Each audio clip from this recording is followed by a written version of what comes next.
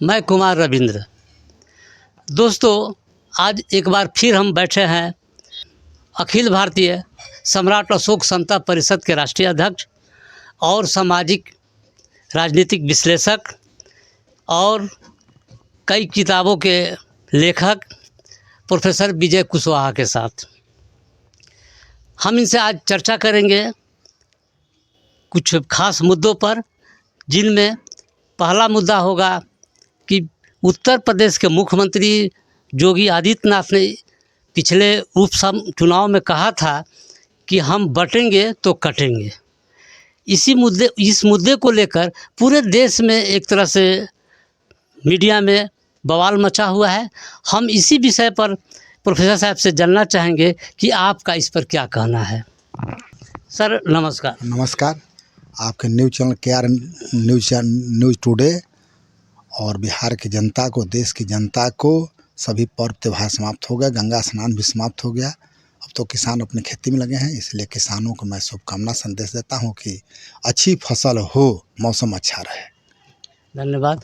Sir पिछले UP के लोक उपचुनाव में वहाँ के जो मुख्यमंत्री हैं योगी आदित्यनाथ, उन्होंने एक बयान दिया था अपने चुनावी भाषण में कि बटेंगे तो कटेंगे।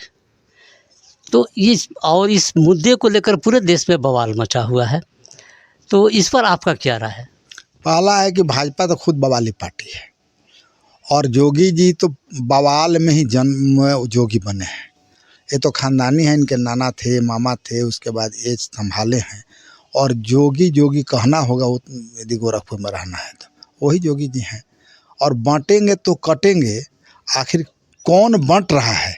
इस देश का नागरिक भारत में तो सभी धर्मों का केंद्र है। यहाँ पर कहा जाएगा कि बहुजन हिताय और बहुजन सुखाय यदि हटा दिया जाए अब वसुधैव कुटुंबकम, तो देश तो बिखर जाएगा। तो आखिर किसको कह रहे हैं कि बांटोगे तो कटोगे? आज तक के समझ में नहीं आया कि एक मुख्यमंत्री अपने राज्य के अभी हो रहा उपचुनाव जो हो रहा है उसमें बोल रहे हैं कि बांटोगे तो बटेंगे तो कटेंगे। अब तो ये बड़ी आश्चर्य का विषय है। देश भर में बवाल हो रहा है कि किसको कह रहे हैं कि बटेंगे तो कटेंगे। ये स्पष्ट उनको करना चाहिए था कि कौन कौन से जात, क्योंकि हिंदू कोई है नहीं यहाँ पर। कुशवाहा है, राजपूत हैं, भूमिहार हैं, ब्राह्मण है, वो चमार हैं, दुसाध हैं, कुर्मी हैं, कहार हैं, तमोली हैं, नाव हैं, माना 6000 करीब कोई जातियाँ हैं, उपजातियाँ हैं। तो आखिर किसको कह रहे हैं कि तुम एक हो जाओ? और जिसको यदि इशारा कर रहे हैं तो उन्हीं के मुख्यमंत्री के उप मुख्यमंत्री केशव प्रसाद मौर्य जी ने कहा कि उनके इस बयान से हमारी पार्टी का कोई लेना देना नहीं है।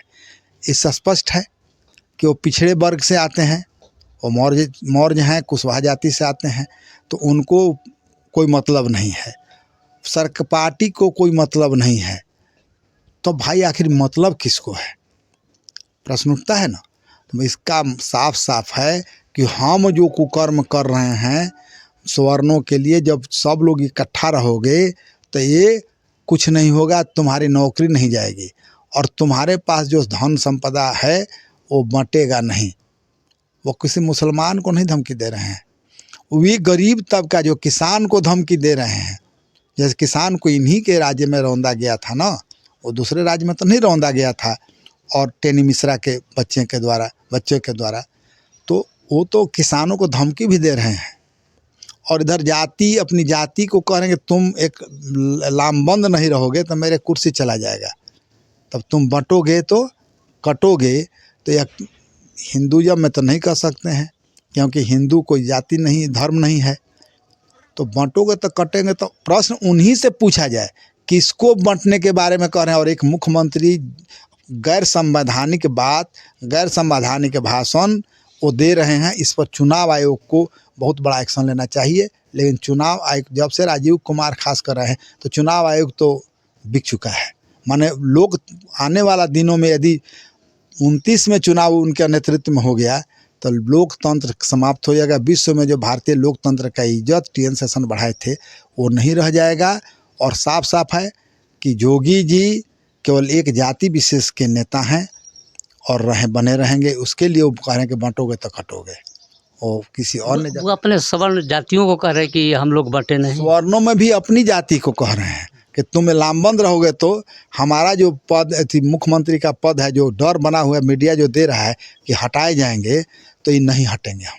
बस बटेंगे तो कटेंगे, इसका मतलब मेरा पद कट जाएगा, हम मुख्यमंत्री नहीं रहेंगे। यहाँ कोई दंगा नहीं फसाद नहीं है, न मुस्लिम चाहते हैं न हिंदू चाहते हैं। जब से शिक्षा बढ़ा तब से दंगा फसाद में तो वो सरकार द्वारा प्रायोजित होता है अधिक, और वही जो होता है। तो बटेंगे कटेंगे कोई मामला नहीं है। यह मामला करके भारत को बांटने का चक्कर में लगे हुए हैं कि यहाँ पर पूर्णतः माने राज हो जाए। तब पूना पैक्ट याद कर लें, ये भी याद कर लें, पूना पैक्ट जो गांधी जी के साथ अंबेडकर साहब का हुआ था, वो मरा नहीं है, वो जिंदा है। झारखंड के चुनाव में प्रधानमंत्री गए तो वहाँ एक दूसरी भाषा बोल दिए कि हम एक हैं तो सेफ हैं। तो ये इनका कहने का क्या अर्थ हुआ? बहुत हंसी आ रहा है। प्रधानमंत्री जी भाषण बाज तो बहुत बड़े हैं, वो तो पूरा विश्व के नेता बन चुके हैं। जैसा मीडिया कहता है कि विश्व नेता, कहीं जाते हैं, इजराइल जाए चाहे नाइजीरिया गए तो वहाँ चाबी एक सम्मान में दिया जाता है। तो कहा गया मीडिया द्वारा कि वो नाइजीरिया को सौंप दिए वहाँ के तांबे प्रधानमंत्री। अब बोलिए यहाँ का मीडिया है कि क्या है, समझ में नहीं आता है।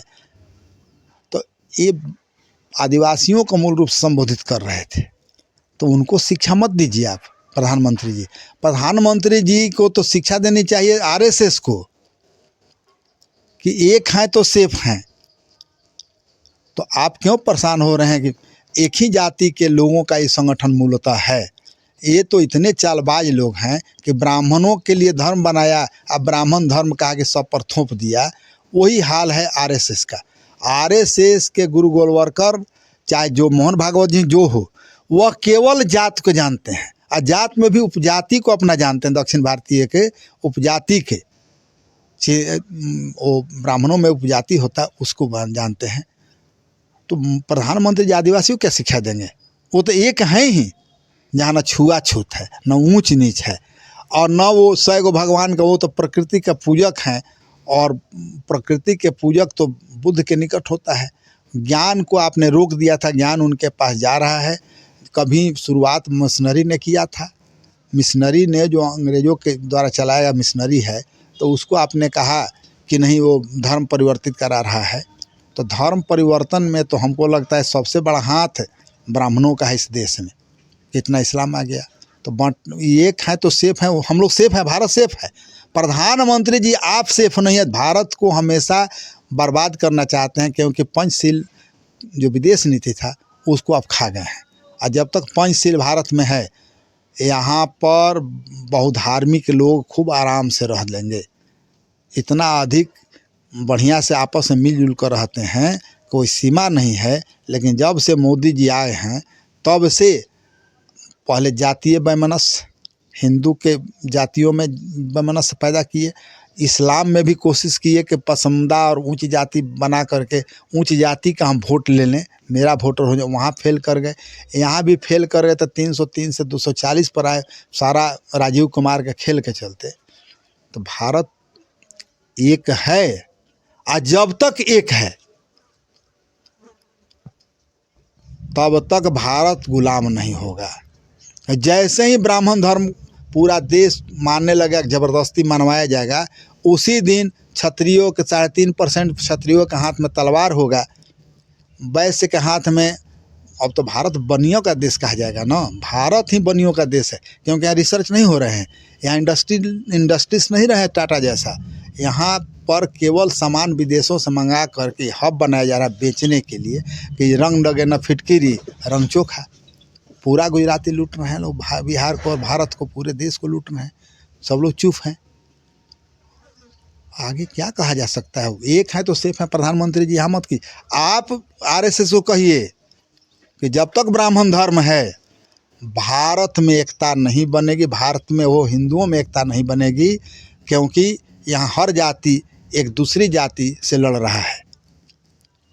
हर जाति एक दूसरी जाति से लड़ाया जा रहा है। वैसा ही धर्म में बना ऊंच नीच का सीढ़ी नुमा बनेगा, तो बराबरी कहाँ रहेगा? और एक है तो सेफ है। जब तक बुद्ध का कीर्ति यहाँ जीवित है, जब तक सम्राट अशोक कीर्ति जीवित है, जब तक शेर शाह का कीर्ति जीवित है, तब तक अरबी लोगों से मिल करके आपने जो विश्वविद्यालय समाप्त किया, यहाँ सब लोग सेफ है, एक हैं, आदिवासी भाई एक हैं। आदिवासियों को तो अपना धर्म सरना होता है। सरना धर्म है, वो सरना धर्म का मतलब है प्राकृतिक धर्म, माने बुद्ध का धर्म है। तो बौद्धमय तो भारत होते जा रहा है, तेजी से बढ़ रहा है। डर तो वहाँ है मोदी जैसे लोगों को। अरे शिक्षा बढ़ रहा है, जानते हैं, शिक्षा में चाइना के बराबर चाहते हैं, शिक्षा में जापान के बराबर चाहते हैं, ताइवान के बराबर चाहते हैं, कोरिया के बराबर सपना दिखाते हैं।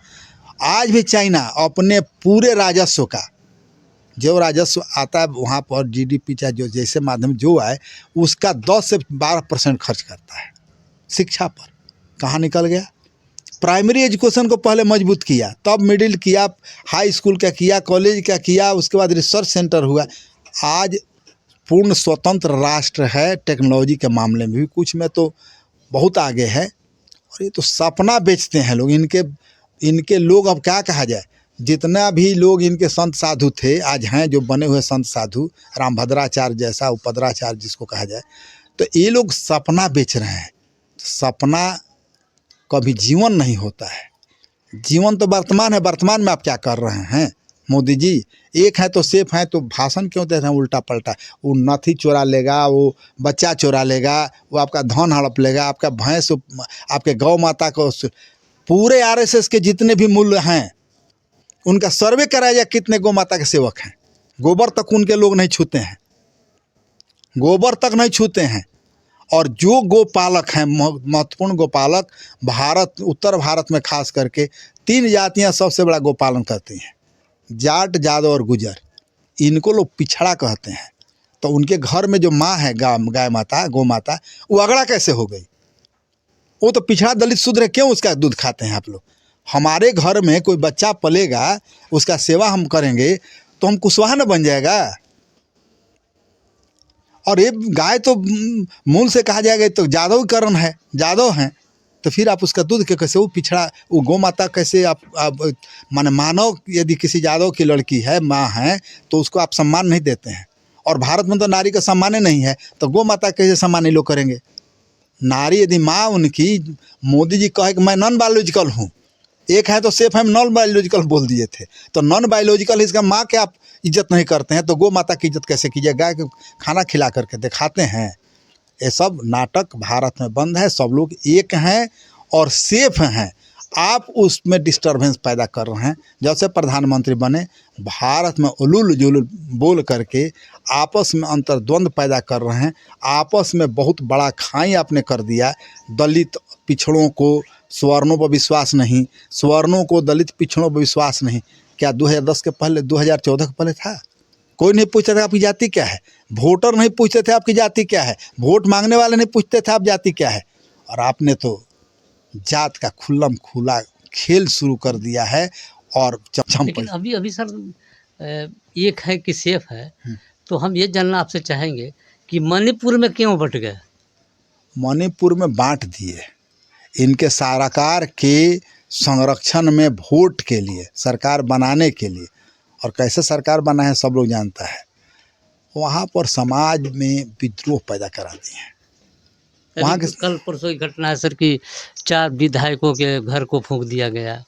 हाँ, पेपर में तो साफ आज तो हेडिंग बना हुआ है, 4 विधायकों के घर को फूंक दिया गया। और मुख्यमंत्री भी, तब बीरेन सिंह तो सबसे बड़े दोषी हैं। जिस दिन महिलाओं को नंगा, कई महिलाओं को मंगा करके घुमाया जा रहा था, प्रधानमंत्री झारखंड में झांक रहे थे कि कोई महिला के साथ दुर्व्यवहार तो नहीं किया, दुर्व्यवहार कोई अरे तो नहीं बोल दिया।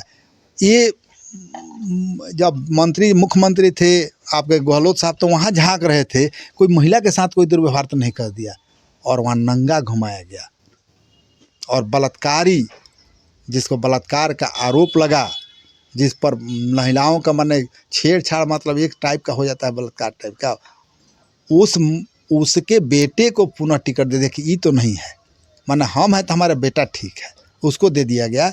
क्योंकि वो जाति का एक निशानी था कि राजपूत का वोट कहीं कट मत जाए, दिया गया। कहाँ महिला जब महिला सेफ नहीं है तो समाज सेफ नहीं है। महिला की सेफ्टी चाहिए। वो मेरी माँ है, मेरी बहन है, मेरी माने कहा जाए कि देवतुल्य है, वो मेरी साला है,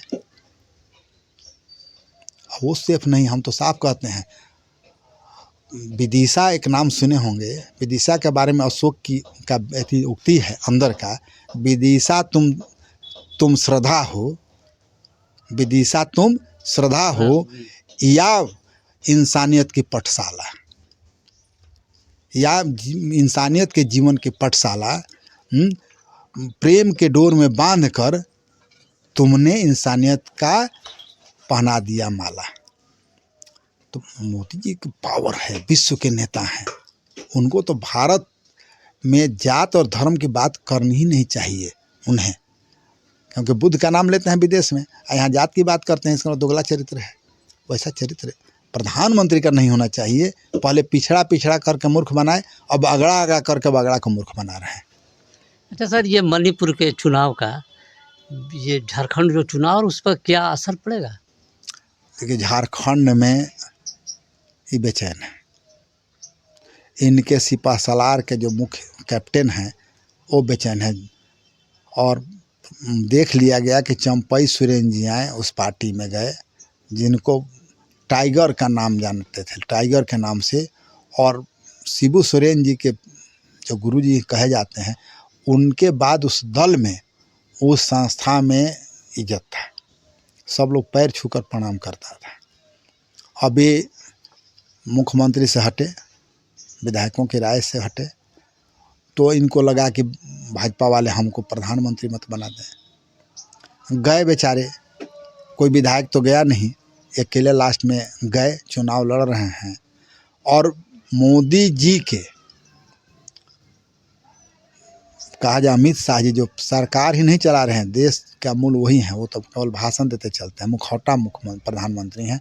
असली प्रधानमंत्री तो अमित शाह जी हैं। ओए ओए मरांडी बाबूलाल, ओए बाबूलाल, ओए चंपई। तो इसका मतलब है कि चंपई सोरेन के प्रति, आदिवासियों के प्रति आरएसएस के जो थिंक टैंक है और उससे जो निकले हुए हैं छात्र जो सत्ता में हैं, वही सोच है जो पहले ब्राह्मण धर्म में था, स्वर्णों का, वही सोच है, उसका उजागर किए हैं। अब आदिवासी भाइयों से मैं आग्रह करता हूँ कि आप तो पहले हिंदू नहीं हैं, यहाँ दलित सताए जा रहे हैं, उनको अरे तरह किए गया, वो धर्म भीरू हैं कि क्या है, डर रहे हैं। आप क्यों डर रहे हो? इकट्ठा होइए और वोट के चोट से प्रधानमंत्री को ये सूचना दे दीजिए कि हम आदिवासी एक हैं, हम एक भी हैं और सेफ भी हैं, क्योंकि हम बिरसा भगवान के चेला हैं, या वो हमारे गॉड हैं जो आज़ादी की लड़ाई लड़े थे 20 साल की उम्र में। आप हिंदुओं को एक कीजिए, अब तो सनातन कहा जाएगा, सनातन धर्म के मानने वाले जितने लोग हैं सबको एक कीजिए, तभी यह आप बात करते हैं एक हैं तो सेफ हैं, अन्यथा मत कीजिए। और आरएसएस को भी सूचना वहाँ के आदिवासी भाइयों को दे देनी चाहिए कि न मेरे लिए बाबूलाल मरांडी कोई मामला है, न चंपई सोरेन हैं, और न अर्जुन मुंडा हैं। हमारे लिए अस्तित्व मामला है, और अस्तित्व बचाने के लिए इंडिया गठबंधन के, जिसने झारखंड आंदोलन करके 73 से आंदोलन चालू था, और 2000 में बिहार के माननीय मुख्यमंत्री लालू यादव कृपा से केंद्र ने बनाया, झारखंड बनाया, तो वहाँ इंडिया को जिता करके पुनः आवाम की सरकार, लुटेरों की सरकार न बनने दे, जो इसके पूर्व में जो थे। इसके पहले रघुबर दास कहाँ से आया हुआ व्यक्ति मुख्यमंत्री बना था, उस दिन कहाँ थे प्रधानमंत्री, जो ही न बनाए थे। एक है तो सेफ है, तो आदिवासी नहीं दिखाई पड़ा था। वही चंपई कहने के लिए बुलाए हैं सब पार्टी में। वही बाबूलाल मरांडी जो उम्र में बहुत छोटा, बहुत छोटा, ऐसे ही लोग आपके पास हैं। अभद्रता डराएंगे लोग, उल्टा पलटा बोलकर डराते हैं तो लोग डरते रहेगा भारत के लोग। हमें तो शर्म लग रहा है कि प्रधानमंत्री पिछड़े वर्ग के नहीं हैं, वो पिछड़े वर्ग के नहीं हैं।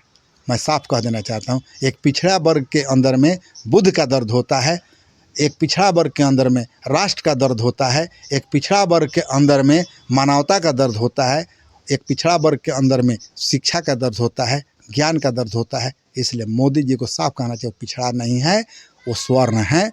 स्वर्ण है तो स्वर्ण रहे, हमें कोई एतराज़ नहीं है। अच्छा सर, ये फिर अभी हाल में महाराष्ट्र चुनाव भी होने वाला है, तो मणिपुर वाला फिर का यहाँ क्या स्थिति होगी? महाराष्ट्र में तो इतना लोग डकैती कर रहे हैं, इतना झूठ बोल रहे हैं। प्रधानमंत्री एटीएम चाहता है, कांग्रेस एटीएम चाहता। आप चुनाव लड़ रहे हैं, कहाँ घोषित किए हैं कि कौन कितना पैसा दिया? जब घोषणा हो गई तो आपको उजागर करना चाहिए, माफ़ी मांगना चाहिए कि गाय का मांस बेचने वाला भी, गौ मांस विक्रेता भी आपको चंदा देता है। गौ मांस विक्रेता भी इनको 50 या 55 करोड़ रुपया दिया। तो कौन सा गौ माता के दया करते हैं आप? हमारे यहाँ कोइलवर के निकट एक सतपाल महाराज जी का गो आश्रम है, गाय की सेवा के लिए सरकार से एड ले रहे हैं। वहाँ एक भी गाय नहीं है, एक भी गाय नहीं है। उत्तर प्रदेश में गाय कितना मरी, कितने मध्य प्रदेश में गाय बेचारी मरी। तो किसी यादव के यहाँ, किसी कुशवाहा के यहाँ जो कृषक वर्ग है, कृषक जाति है भारत में, उनके यहाँ गाय मरती है तो गांव के लोग श्रद्धा से उसको करते हैं। आई लोग छुपा कर भेज देते हैं, पता नहीं कहाँ कहाँ गाड़ देते हैं। हमारे लिए गौ माता है, किसानों के लिए गाय माता है, क्योंकि बैल से हमको काम था। वो आरएसएस वालों का गौ माता से क्या मतलब है? कोई मतलब नहीं है। वो लोग तो कभी अपना हाथ से कभी गोबर नहीं उठाए होंगे। और गोबर क्यों उठाएंगे? गोबर उठाएंगे वो तो दान दक्षिणा के लिए गोबर में गणेश जी का को दिखाते रहते कीड़ा में। इसके बाद गोबर कितनी महिलाएं उनके उस समाज के है जो गाय का गोबर उठाते हैं, वे लोग कितने, वो तो सभी आदिवासी समाज जो गरीब था उसको रखते थे, चाहे दलित पिछड़ा के लोगों को रख करके साफ करें। उनको दूध से मतलब है। माने जो यदि गौ माता मानते हैं तो उसके बच्चों के लिए आप खिलाइए ताकि उसका बच्चा पहलवान बने। आप हमारी मानव जाति में यदि माँ हैं तो माँ के दूध को तो बेचा नहीं जाता है, माँ के दूध को दूसरे को नहीं दिया जाता है। यदि कोई पीयूष पिलाई है तो उसे बहुत सम्मान था। जैसे रणवीर मार रहा था उदय सिंह को वो महिला जिसने बचाया अपने बेटे को बलिदान करके, क्या है कि अपने बेटे को न खिला करके गौ माता की सेवा के लिए पैसा ये लोग खर्च करें। आरएसएस वाले जितने भी हैं, भाजपा वाले, बता दें आरा शहर में ही, आरा में हैं, उनका सर्वे कर लीजिए कि भाजपा के समर्थक आरा में कितना गाय रखे हुए हैं, और जो समर्थक नहीं, जिसको कहते हैं लोग अधर्मी यादव जाति को, वो कितना गाय रखे हुए हैं और कितना सेवा कर रहे हैं। दूध खरीद कर पैसा आपके पास खा सकते हैं, लेकिन सेवा एक दिन भी नहीं करेंगे वो, और उसको हेन भावना से देखते हैं। अरे फलवा की औरत गोबर पाथती है भोजपुरी में, शर्म नहीं लगता है? गौ माता तो मेरी है। गाय की रक्षा तो भारत के लोगों ने, मूल निवासियों ने किया, चाहे द्रविड़ हो चाहे नाग हो। ये लोग कहाँ से, ये तो खा जाते थे गाय को, आज भी खाते हैं विदेशों में। इसलिए महाराष्ट्र में के चुनाव में जो वहाँ के जो एंटी एनडीए है वो सत्ता में आ रही है। बेचैनी है, बेचारे भाग कर। अब मणिपुर घटना हुआ, पहले लोकसभा में एक शब्द प्रधानमंत्री नहीं बोलते थे, गृहमंत्री। अब मणिपुर नाम लेकर जब बहिष्कार होने लगा वहाँ अमित शाह जी का, क्योंकि गुजरात महाराष्ट्रियनों का धन गुजरात में लेकर चले आए थे, तो डर लग रहा है, तो वहाँ एक बहाना बनाकर यहाँ चले आए। अब 20 तारीख को चुनाव है, सब कुछ उगल दिए कैब करके, अब कहीं जगह नहीं बचा वोमिटिंग से। तो बाद में देखे कि अब तो घृणा फैल रहा है, मणिपुर कांड तो हमको बर्बाद कर देगा, लोग प्रश्न पूछने लगे, अब नारा मत लगाए विरोध में, तब भाग कर चले आए। तो सबसे असफल गृह मंत्री भारत का अमित शाह जी हैं, जिसके चलते पूरा समाज आपस में उलझ गया है, लड़ रहा है, मरने कटने की स्थिति में आ गया है। आर्थिक स्थिति कितनी ख़राब है कि लोन पर लोन लिया जा रहा है भारत सरकार द्वारा, और देश को कहा जाता है कि $5 ट्रिलियन का हो जाएगा तीसरा शक्ति। तो आपका जनसंख्या कितना है? सोचें जनसंख्या कितना है, जनसंख्या का अनुरूप में क्या मिलेगा, और गरीबी किस जाति में है। आप कभी आए हैं कि मुसहर जाति को मांझी जी आपके दल में सब लोग मुसहर जाति का सर्वे कर लीजिए, पता चल जाए कि भारत की गरीबी का कारण क्या है। काम पर नहीं जाते हैं। इसलिए मैं धन्यवाद देता हूँ आदिवासी भाइयों को, वहाँ के पिछड़े वर्ग को, और जो गरीब तबका है, चाहे किसी जाति धर्म का हो, कि झारखंड में पुनः इंडिया की सरकार, आप 20 तारीख को मोहर मार करके बटन दबाएंगे ईवीएम का। यदि बेईमानी नहीं हुआ ईवीएम द्वारा, जो कि चल रहा है अभी पूरे राजीव कुमार के द्वारा, और मैं मांग करता हूं कि उसी दिन 24 घंटा के अंदर पहले डाटा घोषित होता कितना परसेंट कहाँ वोट पड़ा, उसी दिन वो लागू घोषणा करे राजीव कुमार, और नहीं तो देश में फिर उबाल आ जाएगा। और मैं किसी भी राजनीतिक दल की बात नहीं कर रहा हूँ, स्पष्ट बात है, आदिवासी अपनी अस्मिता की रक्षा के लिए एक हैं, सेफ हैं। और मोदी जी, आपको धन्यवाद हम कर रहे हैं कि आपने आदिवासियों को अंदर अंदर से कह दिया है कि तुम हमारे यहाँ सेफ नहीं हो, तुम एक हो, सेफ हो, तुम जहाँ वोट डालना है एक और सेफ होने के डालिए। तो आदिवासी भाई समझ गए हैं कि वहाँ एक और सेफ कहाँ है। दोस्तों, आपने प्रोफेसर साहब के विचारों को काफ़ी अच्छे ढंग से सुने होंगे। उम्मीद है कि आपको अच्छा लगा होगा। अगर अच्छा लगा है तो लाइक करें, सब्सक्राइब करें और कमेंट करें। धन्यवाद।